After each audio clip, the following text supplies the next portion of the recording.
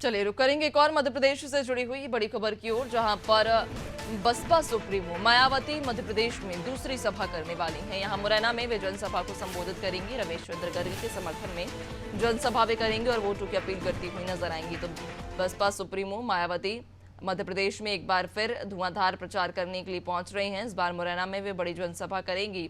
यहाँ रमेश चंद्र गर्ग के समर्थन में वे सभा को करती नजर आएंगी। ज्यादा जानकारी के साथ सहयोगी दुर्गेश हमारे साथ जुड़े हुए हैं। दुर्गेश, मध्य प्रदेश में बसपा सुप्रीमो मायावती एक बार फिर आने वाली हैं, मुरैना पर उनकी नजर रहेगी।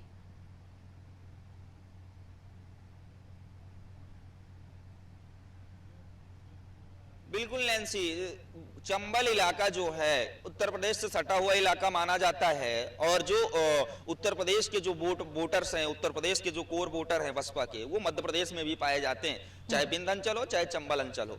मध्य प्रदेश में जो दोनों सियासी दल हैं, कांग्रेस बीजेपी, अब उनके अलावा जो तीसरा दल है बहुजन समाज पार्टी और उसके सुप्रीमो जो है मायावती, वो मध्य प्रदेश का आज दूसरे दौरे पर रहेंगी। इसके पूर्व 19 अप्रैल को बिंद अंचल के रीवा में वो चुनावी जनसभा कर चुकी हैं और अब आज 12 बजे, दोपहर 12 बजे मुरैना आ रही हैं और मुरैना में एक बड़ी जनसभा को संबोधित करेंगी। बसपा से रमेश चंद्र गर्ग यहां से उम्मीदवार हैं और पिछले चुनाव की अगर हम बात करते हैं नैन्सी, तो बहुजन समाज पार्टी को लगभग 11.5% मत मिले थे।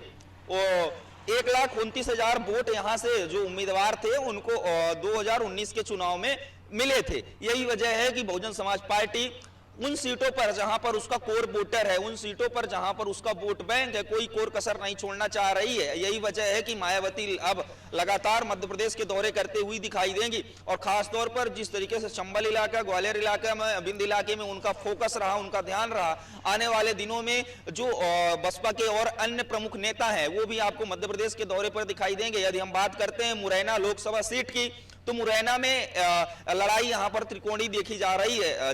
राजनीति के पंडित बताते हैं कि चूंकि रमेश चंद्र गर्ग कांग्रेस में ही थे, हाल ही के दिनों में वो कांग्रेस छोड़कर के बहुजन समाज पार्टी में आए थे, कांग्रेस पार्टी से टिकट की मांग कर रहे थे, लेकिन कांग्रेस पार्टी ने मुरैना से सत्यपाल सिंह सिकरवार उर्फ नीटू को टिकट दिया था। इससे रमेश चंद्र गर्ग नाराज हुए और बहुजन समाज पार्टी की सदस्यता लेकर बहुजन समाज पार्टी के सिंबल पर चुनावी मैदान में आ गए हैं। वहीं भाजपा से शिवमंगल सिंह तोमर चुनाव मैदान में है, लेकिन जिस तरीके से रमेश चंद्र गर्ग की एक छवि है व्यापारियों के बीच, जो आम मतदाता हैं उनके बीच अपनी एक निजी छवि है और उसी छवि का फायदा बहुजन समाज पार्टी लेना चाहेगी। उसके साथ ही जो बसपा का कोर वोटर है, जो बसपा का कैडर वोटर है, उस वोट बैंक को भी बहुजन समाज पार्टी अपने पाले में लेगी। ऐसे में अब जब कांग्रेस भाजपा दोनों ही दल जोर शोर से लड़ रहे हैं, लेकिन जिस तरीके से बहुजन समाज पार्टी का जो वोट बैंक है वो दोनों ही पार्टियों को चिंतित करेगा और दोनों ही पार्टियों की जो हार जीत होगी उस पर पानी फेरने का भी काम करेगा। देखना यही होगा कि जब मायावती मुरैना में जनसभा को संबोधित करेंगी, उसके बाद 2